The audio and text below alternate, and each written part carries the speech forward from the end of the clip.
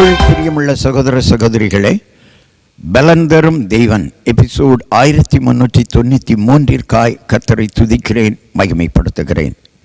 இந்த நாளிலும் நீதிமொழிகள் 16:1 சொல்லுகிறது, மனதின் யோசனைகள் மனுஷனுடையது, நாவின் பிரதியுத்தரம் கர்த்தரால் வரும். உங்க மனதிலே என்ன வேண்டுமானாலும் தோன்றலாம். ஒருவேளை மனதிலே கர்த்தருடைய வழிகள் தான் தோன்ற வேண்டும். ஒருவேளை அதையும் மீறி மனதளவிலே கர்த்தருக்கு பிரியமில்லாத வழிகள் தோன்றுமானால், யோசனைகள் தோன்றுமானால் கூட உங்கள் நாவிலிருந்து வருகிற பிரதியுத்தரம் கர்த்தருடையதாய் இருக்க வேண்டும், உங்களுடையதாய் இருக்கக்கூடாது. நாவின் பிரதியுத்தரம், நாக்கு எப்படி நெருப்பு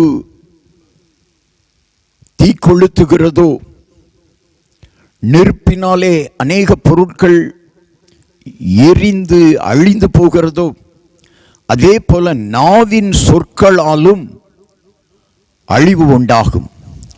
நாவும் கிட்டத்தட்ட ஒரு நெருப்பை போல சிலர காரியங்களிலே செயல்படுகிறது.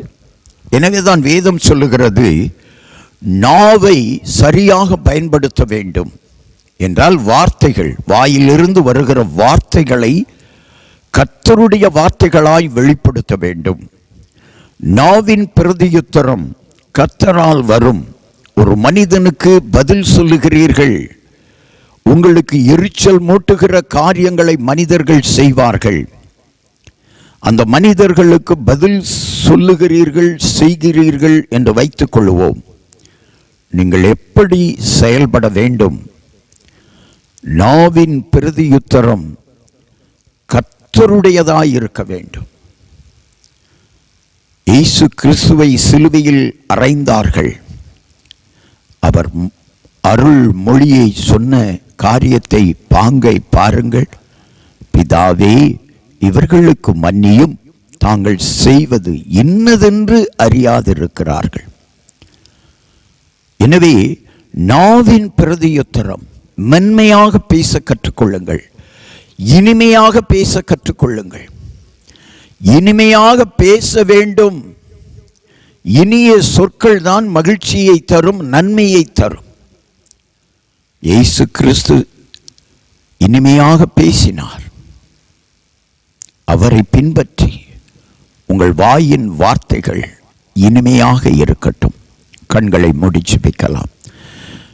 எங்களை நேசிக்கிற நல்ல தகப்பனே, இந்த செய்தியை கேட்டுக்கொண்டிருக்கிற யாராய் இருந்தாலும் அவர்கள் நாவின் வார்த்தைகள் கர்த்தருடையதாய் வெளிவரட்டும்.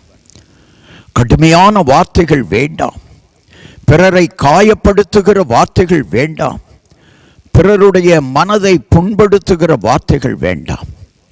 இனிமையாக பேசி இனிமையாக நடக்க ஆண்டவர் ஒவ்வொருவரையும் அவர்கள் உள்ளத்திலே நடத்துவீராக. வாயின் வார்த்தைகள் இனிமையாய் அமையட்டும். இனிய சொற்கள் மகிழ்ச்சியை தரும். இனிய வார்த்தைகள் உங்களுக்கே வெற்றியை தரும், உங்களுக்கு ஒரு பாதுகாப்பை தரும், உங்கள் வாழ்விலே உயர்வை கொண்டு வரும். இனிமையாக பேசுங்கள், இனிமையாக நடந்து கொள்ளுங்கள், இனிமையை வெளிப்படுத்துங்கள். இயேசு கிறிஸ்து பல ஆயிரம் ஆண்டுகளுக்கு முன்பதாகவே சொன்ன காரியம். இனிமையாக பேசுங்கள், இனிமையாக நடந்து கொள்ளுங்கள், இயேசுவை பின்பற்றுங்கள். இயேசு கிறிஸ்துவின் நாமத்தில் ஜெபிக்கிறேன் பிதாவே, ஆமென்.